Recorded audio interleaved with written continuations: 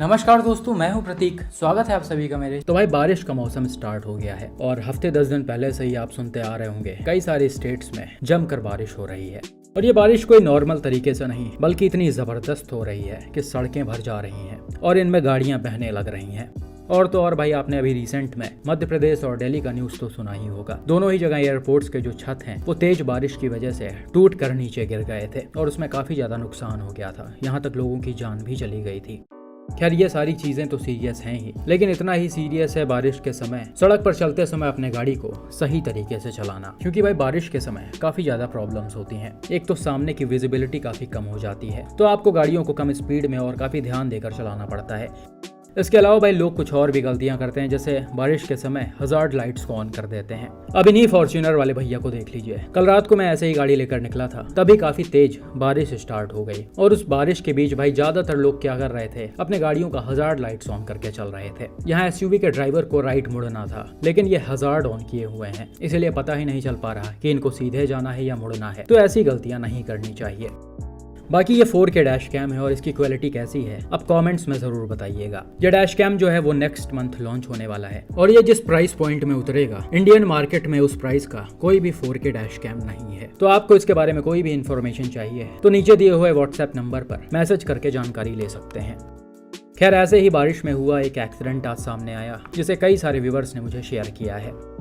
ये एक्सीडेंट केरला के एक यूट्यूबर का है, जिनके यूट्यूब चैनल का नाम ई बुल जेट है। ये बेसिकली दो भाइयों का चैनल है और ये दोनों ही भाई लोग व्लॉगिंग करते हैं और सिर्फ इंडिया में ही नहीं, ये इंडिया के बाहर भी जाते हैं। इनफैक्ट ज्यादातर ये बाहर के ट्रैवल व्लॉग्स ही बनाते हैं और भाई लोग अपने इस वैन से बाई रोड ट्रैवल करते हैं, जो कि काफी बड़ी बात है। खैर भाई लोगों के पास एक ओल्ड जनरेशन वाली टाटा सफारी भी है और भाई लोग अपने इसी टाटा सफारी से जलपुरसरी से पलक्कड़ की तरफ जा रहे थे। गाड़ी में उस समय टोटल 6 पैसेंजर्स मौजूद थे, जिसमें एक छोटा बच्चा भी शामिल था।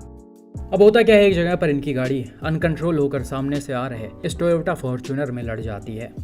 अब ये एक्सीडेंट कैसे हुआ उसकी एग्जैक्ट डिटेल्स इतने सारे न्यूज में कहीं भी मेंशन नहीं है और सफारी जो है वो रॉन्ग साइड में खड़ी हुई है, जबकि फॉर्च्यूनर बिल्कुल अपने लेन में है। अब सफारी यहाँ पर कैसे आई उसके बारे में नहीं पता। हो सकता है किसी व्हीकल को ओवरटेक करते समय ऐसा हुआ हो, या फिर हो सकता है तेज बारिश में विजिबिलिटी कम हो जाने की वजह से ड्राइवर जज ना कर पाए हों और वो अपने गाड़ी को ऑपोजिट लेन में लेकर चले गए हों। यही कुछ वजह हो सकते हैं इस एक्सीडेंट के। खैर जो भी हो भाई, टक्कर काफी जबरदस्त हुआ है, जिसमें दोनों ही गाड़ियां बुरी तरह से डैमेज हो गई हैं। हालांकि फॉर्च्यूनर के मुकाबले सफारी काफी ज्यादा डैमेज हुई है। जबरदस्त इंपैक्ट की वजह से इसका front, bonnet, bumper, headlight, fender, radiator, grill वगैरह के साथ अंदर घुसकर काफी बुरी तरह से डैमेज हो गया है।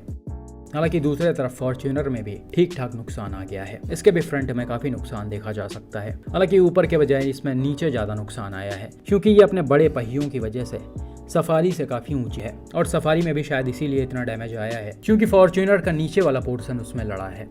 खैर बात करें पैसेंजर्स की, तो दोनों ही गाड़ियों के लोग यहाँ पर इंजर्ड हुए हैं। हालांकि उनको कितनी ज्यादा चोटें आई हैं वो नहीं पता। उम्मीद करते हैं सभी सेफ हो। तो भाई आप यहाँ पर देख सकते हैं 2 लेन रोड्स पर कितना ज्यादा खतरा होता है, चाहे वो ओवरटेक करते समय हो या फिर बारिश के समय हो।